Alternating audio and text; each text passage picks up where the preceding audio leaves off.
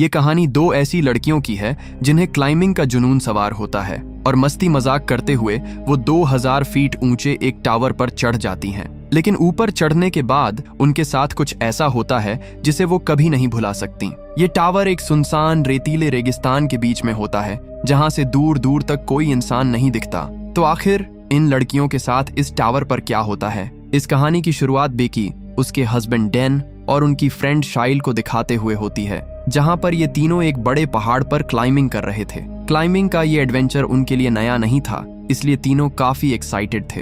अब ऊपर चढ़ते हुए डैन को चट्टान में एक छोटी सी केव नजर आती है, तो वो जब अपनी पकड़ मजबूत करने के लिए वहां हाथ डालता है तभी एक बर्ड की वजह से उसका बैलेंस बिगड़ जाता है और वो रोप के सहारे लटक जाता है। ये देखकर शाइल और बेकी घबरा जाती हैं और उसे बचाने की ट्राई करती हैं, लेकिन अचानक रोप टूट जाती है और उनकी आंखों के सामने ही डैन वहां से गिरकर मारा जाता है। इस हादसे के बाद बेकी एकदम सदमे में चली जाती है। फिर यहाँ से हमें पूरे 1 साल बाद का सीन दिखाया जाता है, जहाँ बेकी अभी भी उस सदमे से बाहर नहीं आ पाई थी। वो अकेलेपन और दर्द से जूझ रही थी और शराब उसकी लाइफ का हिस्सा बन चुकी थी। अपनी बेटी की ऐसी हालत देखकर उसके डैड जेम्स परेशान हो जाते हैं और उसे लाइफ में आगे बढ़ने की एडवाइस देते हैं। लेकिन बेकी अपनी लाइफ से इतनी निराश हो चुकी थी कि अब वो कुछ भी सुनना और समझना नहीं चाहती थी। अब उसी रात वो करने का मन बना लेती है, तभी उसकी फ्रेंड शाइल का कॉल आता है। असल में शाइल को बेकी के डैड ने ही उसके पास भेजा था, उसे समझाने के लिए। अब शाइल बेकी की पुरानी यादें भुलाने के लिए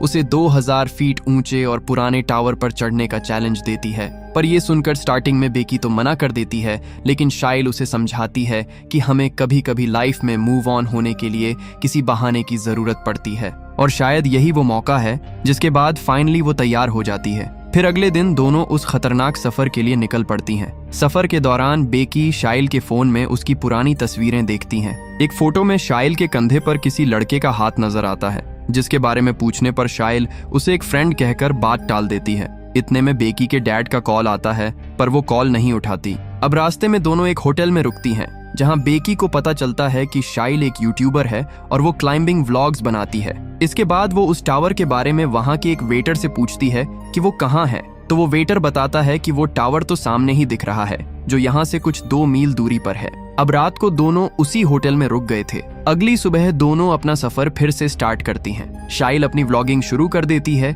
और इसी दौरान उनका ध्यान भटकने की वजह से एक बड़ा एक्सीडेंट होते होते बचता है। इसके बाद दोनों फाइनली उस सुनसान जगह पर पहुंच जाती हैं, जहां से टावर दिखाई दे रहा था। पर उससे पहले उन्हें लॉक से बंद एक गेट मिलता है, जिस पर वार्निंग बोर्ड भी लगा था। अब गेट बंद होने की वजह से उन्हें कार वहीं रोक कर जाना पड़ेगा, तो दोनों पैदल ही आगे बढ़ने लगती हैं। ये एक सुनसान रेगिस्तानी इलाका था, जहां रास्ते में दोनों को एक मरा हुआ जानवर नजर आता है, जिसे गिद्ध खा रहे थे। शाइल उसकी फोटो क्लिक करके इंस्टाग्राम पर अपलोड कर देती है और अपने डर पर काबू पाने को कहती है। फिर वो मान जाती है। अब टावर काफी पुराना था, तो दोनों सेफ्टी रोप के सहारे एक दूसरे से जुड़ जाती हैं और चढ़ाई स्टार्ट कर देती हैं। शाइल आगे थी और बेकी पीछे, लेकिन उस टावर पर पूरी तरह रस्ट लग चुका था और सीढ़ी भी पूरी तरह हिल रही थी। पर शाइल का हौसला नहीं टूटा, वो आगे बढ़ती गई, जबकि पूरा टावर कांप रहा था। बेकी भी हिम्मत करके आगे बढ़ती जा रही थी। तभी अचानक जो स्टेप उसने पकड़ा था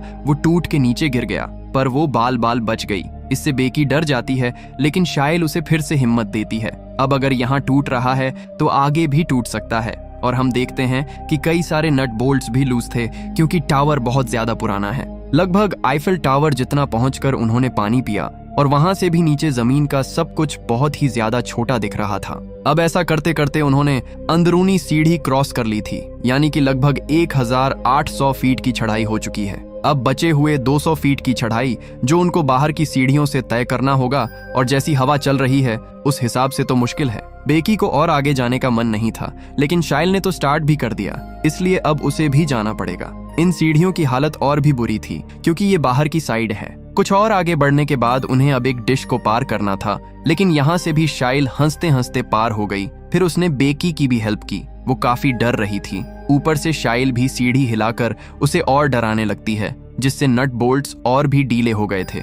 उसी टाइम एक बोल्ट भी निकलकर गिर गया था। इसके बावजूद भी दोनों कैसे भी करके सही सलामत टावर के टॉप पर चढ़ जाती हैं, लेकिन ऊपर पहुंचते हुए एक और बोल्ट भी निकलकर गिर गया था और इन सब का उन्हें कोई भी आइडिया नहीं था। अब टॉप पर पहुंचकर दोनों बहुत खुश हो जाती हैं और शाइल दोबारा से अपना व्लॉग बनाना स्टार्ट करती है। वो वीडियो में अच्छे शॉट्स लेने के लिए ड्रोन कैमरा का यूज करती है। फिर वो अपने व्यूअर्स को और अच्छा कंटेंट देने के लिए बेकी को ड्रोन का रिमोट पकड़ाकर खुद टावर के सहारे एक हाथ पर लटक जाती है। बेकी ये सब करने से मना भी कर रही थी, लेकिन शाइल कहाँ सुनती है। शॉट लेने के बाद वो वापस ऊपर आती है और सेम एक पोज बेकी को भी देने के लिए कहती है, लेकिन बेकी ऐसा करने से मना कर रही थी, जिस पर शाइल कहती है कि उसका डर भगाने का ये सबसे बड़ा मौका है। जिसके बाद बेकी शाइल का हाथ पकड़कर वही सेम स्टंट करती है और शाइल उसकी सेल्फी लेने लगती है। इसके बाद बेकी वापस ऊपर आ जाती है। अब यहाँ पर बेकी डैन की अस्थियां लेकर आई थी। वो डैन को याद करती हुई उसकी अस्थियां वहीं विसर्जित कर देती हैं और इस मोमेंट पर बेकी और शाइल दोनों काफी इमोशनल हो जाती हैं और उसे याद करने लगती हैं।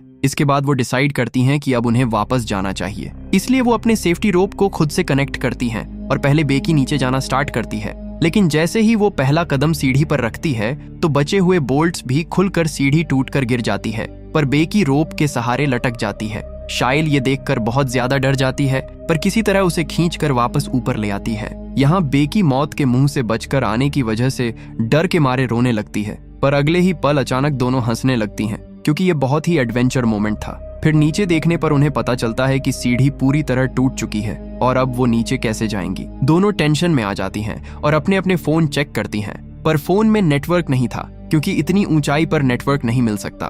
फिर उन्हें वहां एक इमरजेंसी बॉक्स दिखता है, जिसे खोलने पर उन्हें एक दूरबीन और एक फ्लेयर गन मिलती है, लेकिन उनका बैग नीचे जाकर टावर के डिश पर अटक चुका था, जिसमें पीने का पानी था। ये सब देखकर बेकी शाइल पर भड़क जाती है कि अब हम यहीं पर प्यास से मर जाएंगे। तो शाइल उसे शांत कराते हुए कहती है कि हो सकता है सीढ़ी गिरने की आवाज सुनकर कोई ना कोई 911 को कॉल कर चुका होगा और पुलिस हमारी हेल्प के लिए आती ही होगी, इसलिए अब हमें बस थोड़ी देर वेट करना है जब तक कोई आ नहीं जाता। तभी शाइल नोटिस करती है कि गिरने की वजह से बेकी के पैर पर चोट लगी है, तो ब्लड रोकने के लिए शाइल उसकी चोट पर अपनी शर्ट बांध देती है। अब दोनों हेल्प के लिए वेट करने लगती हैं। कुछ टाइम बाद बेकी शाइल से पूछती है कि उसने व्लॉगिंग क्यों स्टार्ट की, जिस पर शाइल कहती है कि मैंने ये डैन के लिए स्टार्ट किया था, जो सुनकर बेकी के मन में शाइल के लिए थोड़ा शक बैठ जाता है। अब 5 घंटे बीत चुके थे, लेकिन उनके लिए कोई भी हेल्प अब तक नहीं पहुंची थी। फिर शाइल अपना फोन चेक करती है तो उसने जो मरे हुए जानवर की फोटो अपलोड की थी, उससे उन्हें एक आइडिया आता है। वो अपने फोन पर एक हेल्प मैसेज टाइप करके फोन को रोप से बांधकर नीचे लटकाने लगती हैं, ये सोचकर कि शायद नीचे ले जाने पर फोन में सिग्नल आ जाएगा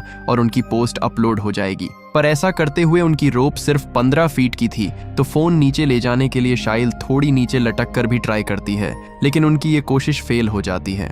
इसके बाद बेकी को एक आइडिया आता है। वो कहती है कि नीचे पूरी तरह सिग्नल होगा, तो क्यों ना हम फोन को किसी तरह नीचे फेंक दें। तो शाइल भी अग्री हो जाती है और अपना जूता उतार कर उसके अंदर फोन को अच्छे से रख देती है, और फोन टूट ना जाए इसलिए वो अपने सॉक्स और अंडरगारमेंट्स का यूज करती हैं। फिर दोनों उसे नीचे गिरा देती हैं। अब फोन नीचे तो चला जाता है, लेकिन दूरबीन से देखने पर भी उन्हें दिखाई नहीं दे रहा था कि फोन सेफली गिरा है या टूट गया है। तभी बेकी नोटिस करती है कि शाइल के पैर पर 145 का टैटू बना हुआ है, जिसका यूज डैन उसे आई लव यू कहने के लिए करता था। बेकी को शक होता है, पर वो चुप रहती है। तभी इन्हें नीचे एक आदमी और उसका डॉग दिखाई देता है, जिससे दोनों चिल्लाकर आवाज लगाने लगती हैं, पर ज्यादा ऊंचाई की वजह से उस आदमी तक इनकी आवाज पहुंच ही नहीं पा रही थी, और वो आदमी भी फोन पर बिजी था। वहीं शाइल का फोन भी नीचे गिरकर चकनाचूर हो चुका था, तो बेकी सिग्नल देने के लिए अपना एक जूता निकालकर नीचे फेंकती है, और वो उस आदमी के पास पहुंचता भी है, लेकिन वो आदमी इनके इशारे नहीं समझ पाता।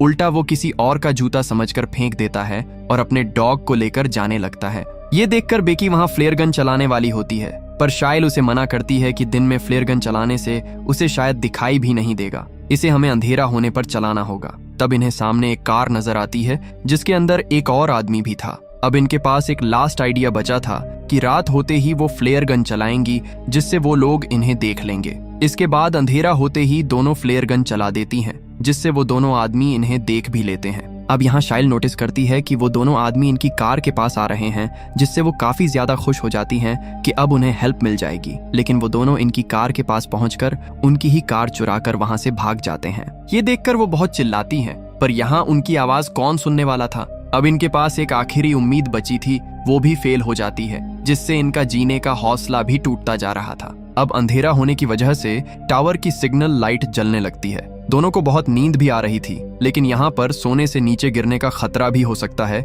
इसलिए वो सो भी नहीं सकती थीं। अब दोनों बात करने लगती हैं, जिस बीच बेकी शाइल के टैटू के बारे में पूछ ही लेती है। इसके बाद शाइल उसे शर्मिंदगी से कहती है कि तुम्हारे हस्बैंड के साथ मेरा 4 महीने का अफेयर था और ये मेरी लाइफ की बहुत बड़ी भूल थी। तुम्हें ये जानकर बहुत दुख होता, इसलिए डैन के मरने के बाद भी मैंने तुम्हें कभी नहीं बताया। मैं उसे चाहने लगी थी क्योंकि वो सबसे अलग था, पर मुझे जल्द ही एहसास हो गया था कि मैं तुमसे ज्यादा उसे कभी भी प्यार नहीं कर सकती। ये सब कुछ जानने के बाद बेकी को बहुत ज्यादा बुरा लगता है, पर वो कर भी क्या सकती थी। अब इन दोनों को यहाँ 24 घंटे बीत चुके थे और सुबह हो गई थी और बिना खाए पिए दोनों को भूख भी बहुत ज्यादा लग रही थी। इसलिए शाइल डिसाइड करती है कि वो किसी तरीके से यहाँ से नीचे जाकर अपना बैग ऊपर ले आएगी, जिसके बाद वो रोप को टावर से बांधकर वहां से नीचे चली जाती है। लेकिन किसी तरह नीचे जाने के बाद रोप छोटी होने की वजह से शाइल अभी भी बैग तक नहीं पहुंच पा रही थी। अब उसके पास और कोई ऑप्शन नहीं था, इसलिए वो अपनी रोप से लटक कर किसी तरह डिश तक जंप लगाकर पहुंच जाती है।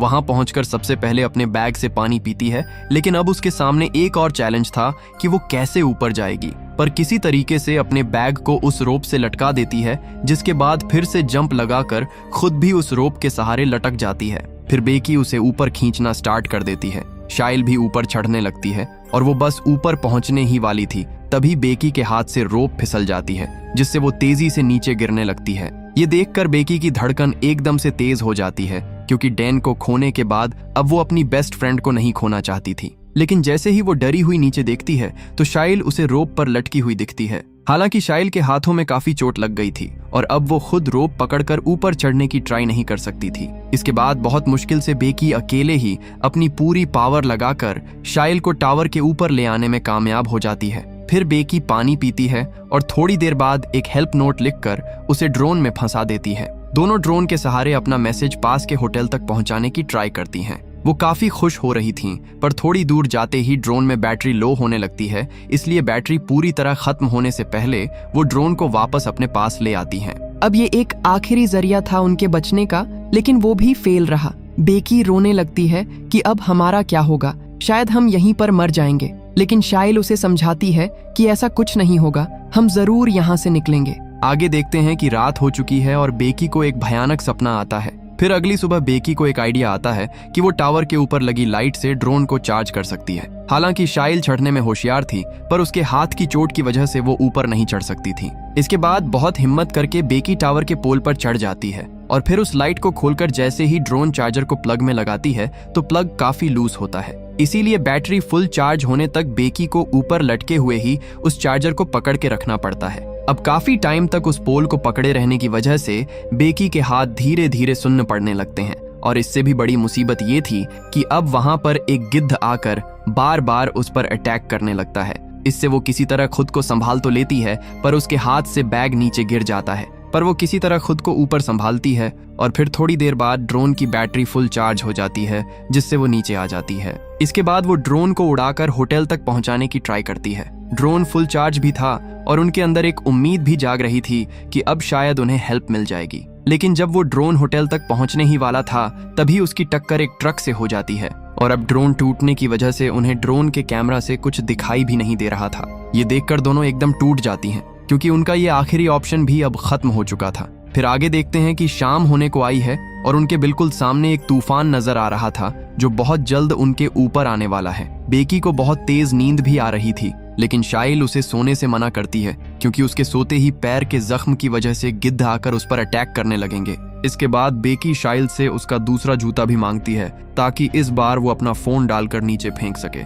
पर शाइल कहती है कि मेरा जूता तुम्हें नहीं मिल सकता, क्योंकि वो नीचे डिश पर गिरा हुआ है। अब यहाँ पर स्टोरी हमें एक बड़ा झटका देती है। हमें पता चलता है कि जब बेकी शाइल को नीचे डिश से ऊपर खींच रही थी, तभी हाथ फिसलने की वजह से शाइल डिश पर गिर गई थी और वहीं पर उसकी मौत हो गई थी। इसके बाद से बेकी को हेलुसिनेशन होने लगे थे। वो सिर्फ बैग को ही ऊपर लाई थी और शाइल को अपनी प्रेजेंस में बस इमेजिन कर रही थी, और उस टाइम से लेकर अब तक बेकी अकेले ही सरवाइव कर रही थी। बेकी बहुत रोती है, क्योंकि उसकी लाइफ में उसकी एक दोस्त ही थी जो अब नहीं रही। अब रात में बेकी अपने डैड के लिए एक वीडियो मैसेज रिकॉर्ड करती है, जिसमें वो बताती है कि वो वापस घर आना चाहती है और लाइफ को जीना चाहती है, पर अब ऐसा नहीं कर सकती। उसके डैड हमेशा उसके लिए सही थे और वो उन्हें बहुत प्यार करती है। वहीं दूसरी ओर उसके फादर जेम्स भी उसके लिए बहुत परेशान थे कि उनकी बेटी कहाँ चली गई। फिर अगले दिन का टाइम देखते हैं। जब बेकी सोई हुई थी, तभी एक गिद्ध आकर उसके जख्म से मांस खाने लगता है लेकिन उसे बहुत भूख लगी थी, इसलिए हिम्मत करके वो उस गिद्ध को किसी तरह पकड़ लेती है और उसे मारकर खाने लगती है, क्योंकि जो जीतेगा वही जिएगा। अब खाने के बाद उसमें थोड़ी ताकत आ जाती है, तो वो रोप के सहारे बहुत होशियारी से नीचे डिश पर उतर जाती है जहां शाइल की डेड बॉडी पड़ी हुई थी। इसके बाद वो अपने डैड को एक मैसेज सेंड करती है कि वो इस टावर पर फंसी हुई है, फिर अपने फोन को शाइल के जूते में डाल देती है। लेकिन मैसेज सेंड होने से पहले फोन ना टूट जाए, इसलिए ना चाहते हुए भी जूते समेत फोन को शाइल की बॉडी में डाल देती है और फिर उसकी डेड बॉडी नीचे फेंक देती है। इसके बाद रात का टाइम देखते हैं, जहां बेकी के डैड को मैसेज मिलते ही उन्होंने कॉल करके पुलिस को उस लोकेशन में भेज दिया था। फिर जैसे ही वो उस टावर तक पहुंचते हैं तो देखते हैं कि पुलिस एक डेड बॉडी को कवर कर रही है। ये देखकर उन्हें लग रहा था कि ये उनकी बेटी की डेड बॉडी है। तभी बेकी अपने डैड को पुकारती हुई उनके पास आती है, जिसे पुलिस ने रेस्क्यू कर लिया था। वो अपने डैड के गले लगकर बहुत रोती है और कहती है कि आप हमेशा मेरे लिए सही थे, और अपनी बेटी को जिंदा देखकर उसके डैड भी बहुत खुश होते हैं और उसे घर ले जाने लगते हैं। इसी के साथ ये कहानी यहीं पर खत्म हो जाती है। दोस्तों, इसी तरह की कहानियों के लिए हमारे चैनल को सब्सक्राइब जरूर करना। मिलते हैं किसी नए दिन एक नई कहानी के साथ।